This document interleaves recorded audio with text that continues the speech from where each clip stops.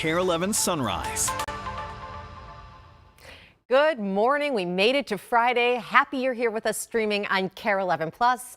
I'm Lauren Lemanchek, and we do have a lovely day for you on tap, especially if you like the heat. I know, John, I love the heat. I'm a summer person, so I'm going to soak up these last few days. I like that. The thing I've learned about Minnesotans is we're very whiny. You know, we complain a lot, and I try to not do it either because I'm like, it's hot. We're about to hit wintertime at some point. It's going to be harsh, so I'm like, just enjoy it, 90s. Our weather is very weird here. I don't have to tell you that. So is it out of the question to hit 90 degrees at this time of the year? No, absolutely not. We do it all the time. Visibility is perfect. The winds are strong, and that has been very big. Unless you're in Duluth. Again, Duluth doesn't care about anything but marine layer. Their fog is different than our fog, okay? They've got cool air coming off the lake. We don't have any of that, right? So we get some winds. If we get some clouds, we're not going to have fog. Wind speeds right now, 10 to 15 miles per hour out of the southeast. So whenever you have a southeast wind, you go to the boundary, there's going to be rain. And we have storms right now. If you're watching in Bemidji, we'll take a look at those storms that are ongoing. So I just made a post on my Facebook page. If you guys want more information about storms or whatever throughout your day, you can always follow me. It's at meteorologist John Ziegler. You can do it. I post way too much probably. But again, you can see Bemidji up here. I've been watching this cell. It is rolling in Bemidji right now, but the heaviest rain is in Black Duck. But if you're in the north side, maybe you live in North Bemidji, it'll be heavier than south. Again, you can see down here towards Fergus Falls, we got another one trying to roll through maybe Pine River. I've been watching Deer River and Brainerd. Brainerd's kind of on the south side. Anything south of Brainerd, we're not going to be dealing with any rain. Let's zoom into the heaviest rain. Got a nice cell here. Yeah, Black Duck, I didn't put it on here, but it's right here. You guys are going to get poured on. I know you're watching Black Duck. It's raining hard. Here in the metro, going to be a hot day. We'll be seeing temperatures at 82. Is there a chance here from 4 to 8 to get a passing isolated shower thunderstorm? Yes, that is new to the forecast. I think that's possible today. Look at the highs. You know, we're going to be well into the 80s down in southwest Minnesota, 86 in Laverne, 75 in Bemidji. Not as warm up there, more cloud cover as you're closer to the boundary. Now, today, the new forecast is for pop-up isolated type activity starting near Wilmer at 2, West Metro closer to 4. You can see Brainerd, we're there, so I have to introduce this chance, which makes sense. It's more of a summer mode. In summertime, it's tough to forecast day to day like this, where all of a sudden the day comes and, you got a chance for thunderstorms. That doesn't happen when you're cooler, right? Because you can't get pop-up thunderstorms in late October. You know the rain's coming in. Or you can time it out. It has to be on a low. Today, it doesn't have to be on the low. Now, tomorrow, it looks like there's a much better chance for it being dry. 91 in Jackson, 92 in Laverne, 77, a better day in Bemidji. Definitely don't want to be at 95 degrees. It's going to be hot. Vikings game, it's actually a 7:20 kickoff, I realize. This is for the Vikings versus Falcons. If you're going to tailgate, 88 to kick it off. The actual kickoff itself is going to be 82 degrees. Sunday night. Wow. 86 on Monday, some isolated storms. I bet you, outside at the 20% chance today and Monday, it's a mainly dry 5-day stretch. Good morning, 7:34. Up in Coon Rapids, seeing some lane closures on Highway 10 westbound right here at Hanson Boulevard. The right 2 lanes are closed, so things are now down to 1 lane as you drive toward Anoka Champlin and 169. At 7:34, we're not seeing significant slowdowns because of this. If you're in this area, you should leave 10 minutes earlier, but you shouldn't have to change your route. Now, in 30 minutes from now, I'll check to see what the slowing looks like in that area because you may have to. There's so much work happening along Highway 10. Taking a look here at the 694, 494 loop. Usually at this time, I'm seeing a lot more slowing than I am right now, which is good for a Friday compared to yesterday. So you really shouldn't have to add too much time. Of course, if you're heading into downtown Minneapolis or St. Paul, you should. But anywhere else, I think we're still okay. Stick around for over the next 30 minutes or so. I will be talking about some weekend projects up in Rogers and in the Maple Grove area, also in Coon Rapids, that you want to know about. Lauren. All right, Stacey, thank you. We'll check back.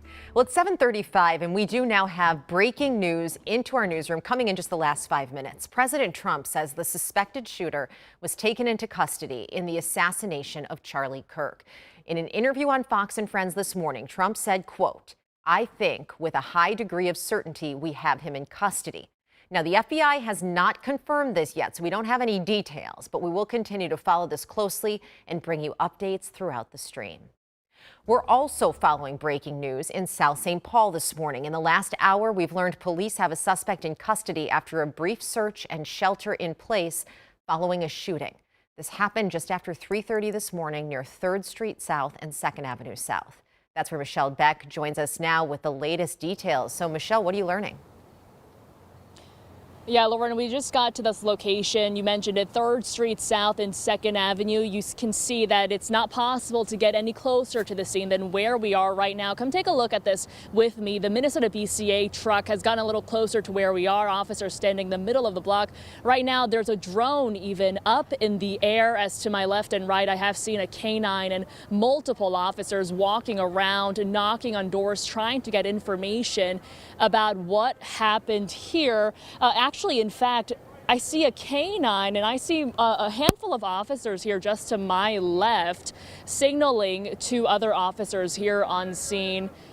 They are saying something like stand by. I can't exactly make out what else they are telling them at this point. However, they are near us right now.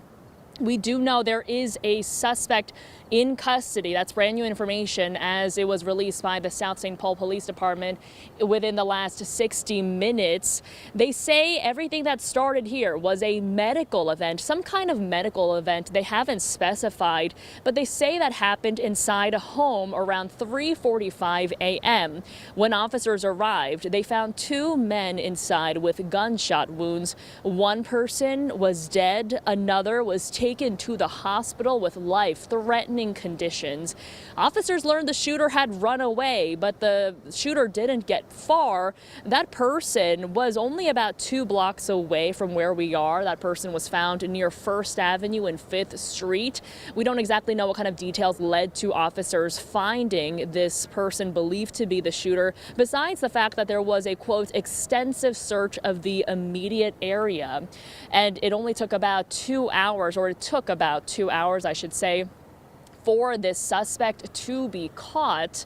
As you can see back here right now, these officers surrounding a home, not exactly sure what kind of evidence they are looking for at this time. And also back to that individual who we know is in the hospital. We don't know much else besides the fact that this person, this victim, is again suffering those life-threatening conditions. Lauren, back to you. All right, Michelle, thank you for that update. We'll check back with you later on in the stream. Well, as you head home from work, union workers and supporters will be rallying at the U of M Twin Cities campus. Organizers calling it an urgent rally to defend workers. 1,400 university Teamsters Local Union 320 members have been on strike this week over their contracts and wages. It's causing a lot of tension, leading to the arrests of 12 people. The university confirmed that yesterday, citing multiple warnings for interfering with public property. And that strike's also impacting the upcoming Farm Aid concert. Organizers are threatening to pull the benefit concert from Huntington Bank Stadium if the University of Minnesota doesn't resolve this ongoing strike with its workers. The U Stadium is set to host headliners like Willie Nelson, Neil Young, and John Mellencamp in just over a week. And workers were scheduled to start setting up the stage today. But with the strike, Farm Aid says it may have to move venues or cancel the event altogether. In a statement, the organization says, quote, our artists, production team, and partners have made clear they will not cross a picket line. It's really encouraging whenever any organization recognizes the importance of organized labor, and especially what we do here at the university, being service oriented, covering janitors, dining workers, waste truck drivers, animal research attendants. All of these jobs are crucial to the functioning of this institution. Meanwhile, the university says it has engaged in conversation with Farm Aid for months, especially this week, and that the decision about whether the event moves forward is theirs. Just after lunchtime, activists will gather in Minneapolis to demand authorities drop charges against Isabel Lopez. Lopez is facing 8 years in prison after allegedly assaulting officers during an anti-ICE protest in June. Lopez's supporters say the charges against her are an example of political repression under President Trump. Her arrest came days after protesters gathered on Lake Street, as rumors of an ICE raid quickly made their way around social media. Authorities say they were executing warrants. You're taking a live look now at the New York City skyline, 24 hours after the city honored the nearly 3,000 lives lost in the September 11th terror attacks. Yesterday, thousands gathered for a somber ceremony at the 9/11 Memorial in New York, marking the exact time the planes hit the towers.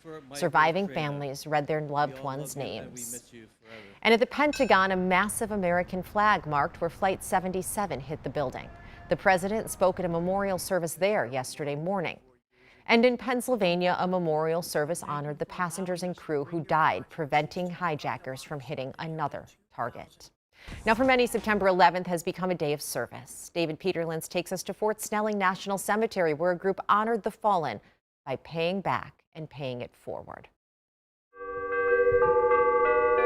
On a day of remembrance, a little act of service Right, who needs buckets? goes a long way. Welcome to Fort Snelling National Cemetery. Many of us here are old enough to remember the events of September 11th, 2001. For those gathered here, it's about serving those who paid the ultimate sacrifice. I have Oscar H. Nelson. And remembering their names and sharing stories to keep that memory alive. Brian Marin helped mobilize the 100-plus volunteers who spent much of their morning soaking and scrubbing hundreds of headstones inside this hallowed ground of Heartland heroes. Saying their name, cleaning their headstones, and just what you're doing is an act saying, hey, we didn't forget. We appreciate what you did and the sacrifice you paid for our nation. Maybe someone will clean my graves out here someday. For Marine veteran Steve Moser, Pretty easy cleaning. this act of service My kitchen floor is much worse. means a lot. It makes me feel good that you're part of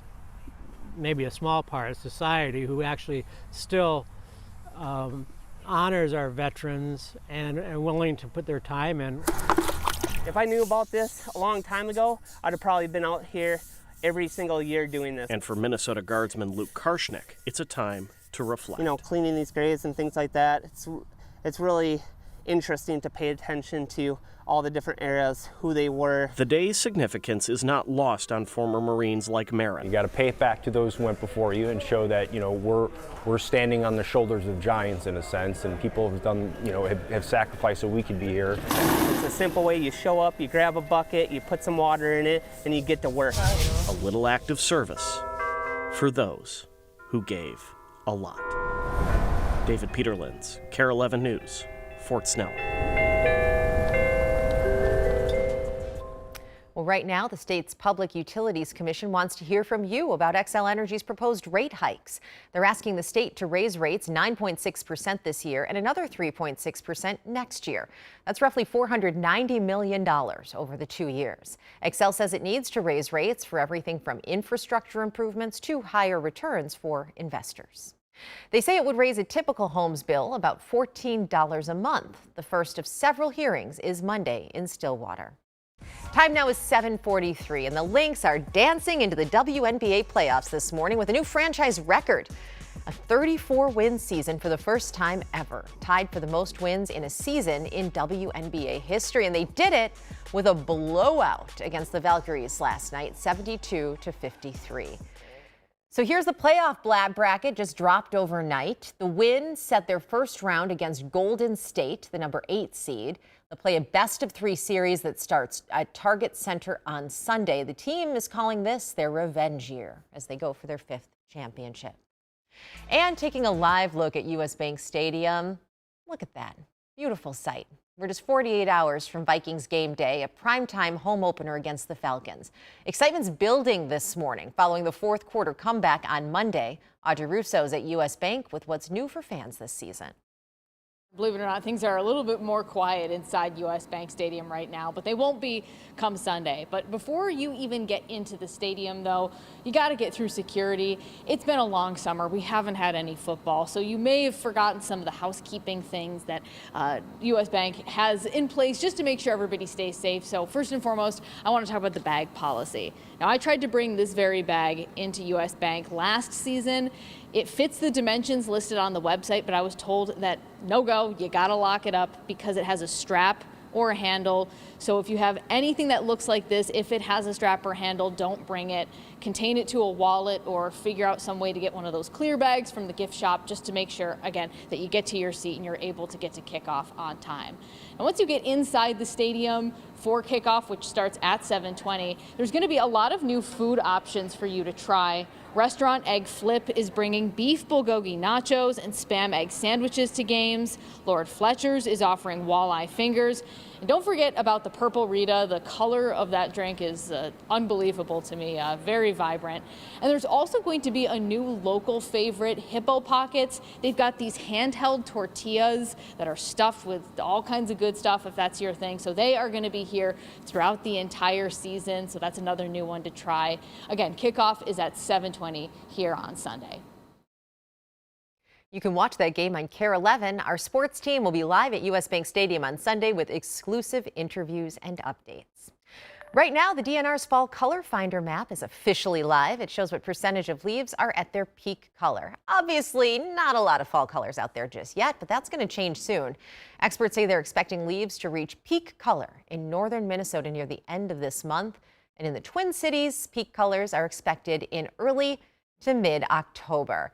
And we were talking about this the other day, John, and they were saying that we had such a dry spring. It may even be a little later, but all I remember is the rain from the summer. I feel like we had such a rainy summer. It was a good, it was perfect summer. When you look at like the precip, it was right on average for the most part. So typically that means we should have a really good fall color, fall foliage, if you want to call it that. I think that it's going to be a week later. Again, we'll see. Oh, now, if I showed you, actually, why not? I got the thing right here. I'll just show it to you. This is the average. I think it's going to fall a little bit like a little later. So you can see we're in the early October. I do agree with the mid-October forecast for that. And we might even see this till late October. And you get down towards Menominee, Rochester, that's going to be late October and actually might be more in November. So, yes, I do expect it to be that way because if you look at northern Minnesota, we are in the middle of September already, and they have barely seen any of the foliage actually change over. So we're probably a week or two later. So just plan accordingly. If you're going to go up there this weekend, it might not be perfect for the foliage, but again, next weekend, the weekend after that, even the first weekend in October might be really nice on the North Shore. All right, temperature 62 to 64. It's a warm morning. Got to talk about these thunderstorms. We got them. Got another one now rolling here north to Alexandria. You can see this one in Bemidji. Here's that other one that moved through Fergus Falls. Actually pretty strong. It just shows you the environment has changed a little bit. We're obviously warm and getting humid to hold storms like this. Pine River looks like areas maybe just north of Brainerd could actually get this isolated cell to work its way through. Deer River over towards Grand Rapids. That's where we're seeing some rain as well. This is the strongest storm. It was severe a little while ago.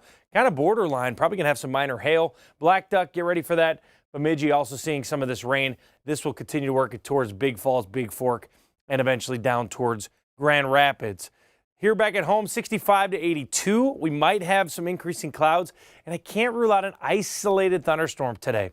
So we'll be at 83. You see 86 in Laverne, really starting to warm up. Not going to be as warm in Grand Rapids, Bemidji, or Brainerd. That's because you're going to have to battle some morning rain.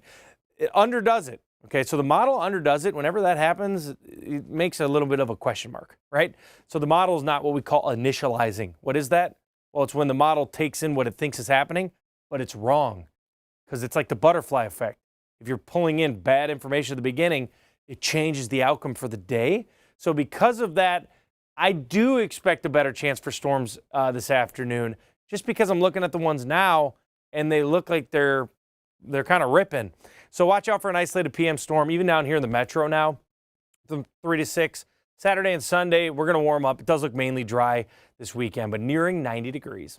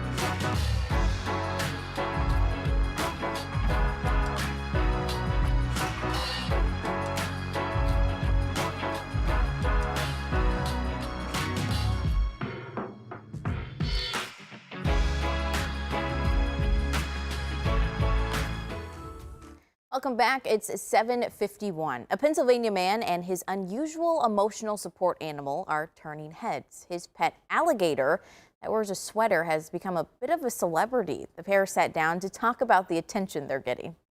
I didn't think that I would actually own an alligator ever.